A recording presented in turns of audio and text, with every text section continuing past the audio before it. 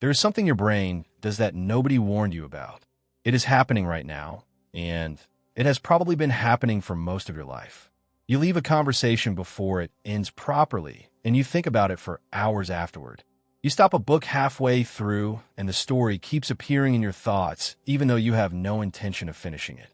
You leave a task incomplete at work, and your mind keeps pulling back to it while you're trying to sleep, while you're eating, while you're doing something completely unrelated. You assume this is a character flaw. You assume it means you are anxious or disorganized, or that you simply cannot let things go. What if none of that is true? What if your brain is doing something extraordinarily precise, something it evolved to do, and the discomfort you feel is not a malfunction, but a signal from a system that is working exactly as designed? By the end of this video, you're going to understand exactly why your mind refuses to release unfinished things, why certain memories feel permanently stuck while others disappear completely, and what this mechanism reveals about how your brain actually prioritizes your reality. There is something near the end of this that completely reframes how you should think about the tasks you are avoiding right now, and it changes everything about how you are probably trying to manage them. Let's go back to 1927. A young psychology student named Bluma Zeigarnik is sitting in a restaurant in Vienna. She is there with her professor, the psychologist Kurt Lewin, and they're watching the waitstaff work. Something catches Lewin's attention. The waiters are not writing anything down. They carry complex orders in their heads. This table wants the fish without sauce. That table changed their wine 3 times. The corner booth has a split check, and they manage all of it without notes. But Lewin notices something else. When a table finishes eating and leaves, when the transaction is complete, the waiter seems to immediately forget everything about that table. Ask them a few minutes later what the couple in the corner ordered, and they look at you with genuine blankness. The information is simply gone. Zeigarnik takes this observation and builds a series of experiments around it. She gives participants a set of tasks, puzzles, arithmetic problems, small construction exercises. Some tasks she allows them to finish. Others she interrupts midway, telling them to move on before they reach completion. Hours later, she tests their memory. The results are so consistent and so striking that they reshape how psychologists think about cognition for the next several decades. People remember interrupted tasks nearly twice as well as completed ones. The unfinished work does not fade. It stays, it intrudes, it surfaces unbidden. Completed tasks, by contrast, release from memory almost immediately. The brain files them away and moves on. This is what became known as the Zeigarnik Effect, and it is not a quirk. It is not an accident.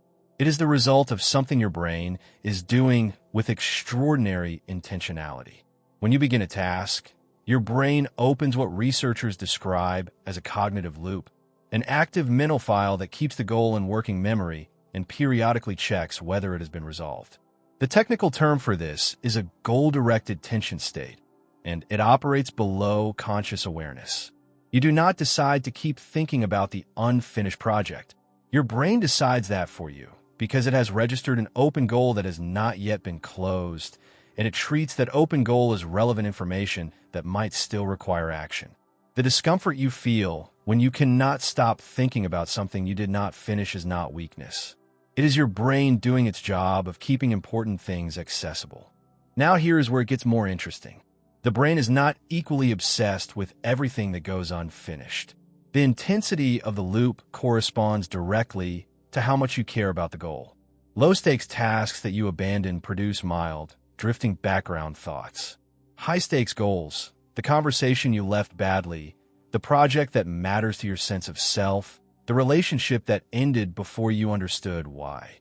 These produce loops of extraordinary persistence. They surface at night. They appear in the middle of unrelated activities. They follow you into environments where you have no ability to address them. The more the unfinished thing matters to you, the more aggressively your brain keeps it in rotation. And this is where something subtle but important happens. The cognitive loop does not just keep the task in memory. It does something more disruptive. It filters your attention. Once your brain has registered an open loop, It begins scanning your environment for anything related to that unresolved goal.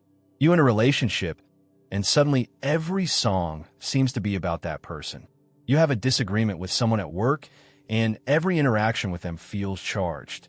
You abandon a project, and every time you encounter anything remotely adjacent to that topic, your brain lights up and redirects your focus toward the thing you did not finish. The filter is not conscious. You do not choose to notice these things. Your brain is doing it automatically, protecting an open goal by making you sensitive to information that might help you close it. Psychologists David Badra and Mark Desposito at Brown University have mapped the neurological basis of this using brain imaging, showing that unresolved goal states produce sustained activity in the prefrontal cortex even during rest. Even when you think you're not thinking about the task, the circuits responsible for goal maintenance are still firing. The loop is not metaphor. It is measurable. Electrical activity in your brain that does not stop until the goal is either completed or consciously, deliberately released. This has enormous implications for something almost everyone struggles with. Think about why certain tasks are so difficult to start. Conventional wisdom says procrastination is about laziness or poor time management or a failure of discipline. But research suggests that a significant driver of avoidance is the fear of the loop itself. On some level, that once you begin something that matters to you, your brain will open a file on it. That file will not close until the thing is done. That you will be followed by it, interrupted by it, visited by it in quiet moments.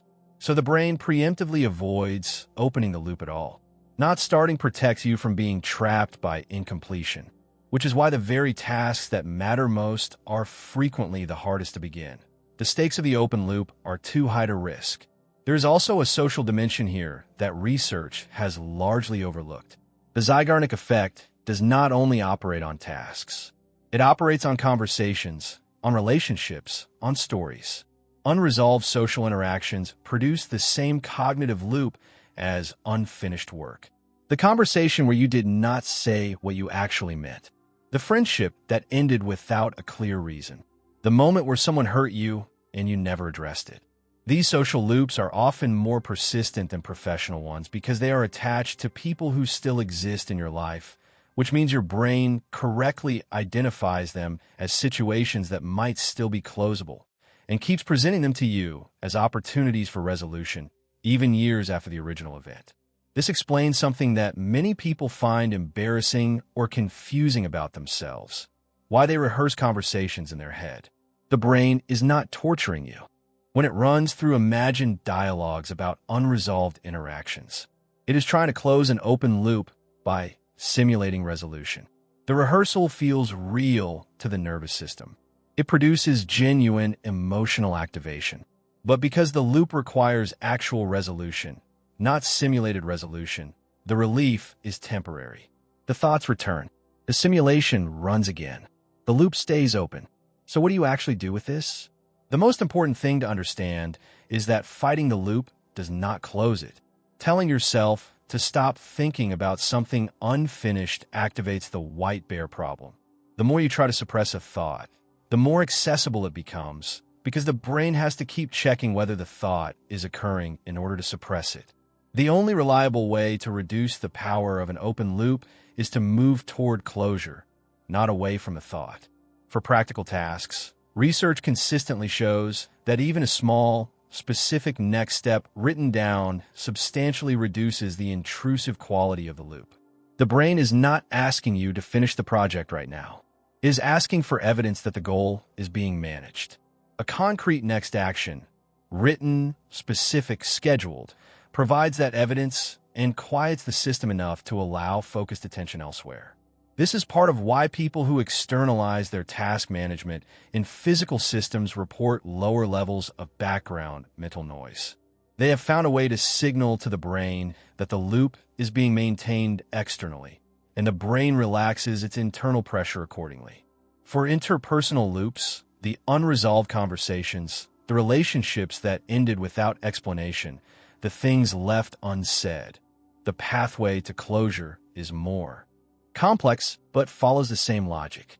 The brain wants resolution of the open question, where real resolution is not possible, where the other person is unavailable or the situation cannot be revisited. Research on expressive writing by psychologist James Pennybaker at the University of Texas has shown that translating unresolved experiences in a structured narrative, writing them out with emotional honesty, significantly reduces the intrusive quality of the associated memories. The act of narrating appears to create a kind of artificial closure. It gives the loop an endpoint. You're not obsessive. You're not incapable of letting go. You have a brain that was built to track unfinished business because, for most of human history, unfinished business meant unmet needs, unresolved threats, or incomplete actions that could affect survival. The cognitive loop is one of the most elegant systems in your psychology. It is also one of the most uncomfortable to live with when it is pointed at things you cannot immediately resolve. Understanding what it is, a goal-tracking mechanism, not a character flaw, changes your relationship to the experience. You're not broken when you cannot stop thinking about the thing you did not finish. You are running the most sophisticated unfinished business tracking system that evolution ever produced. The question is whether you're going to fight it or learn to work with it. Leave a comment and tell me, what is the one unfinished thing your brain keeps bringing back right now? You do not have to explain why. Just name it.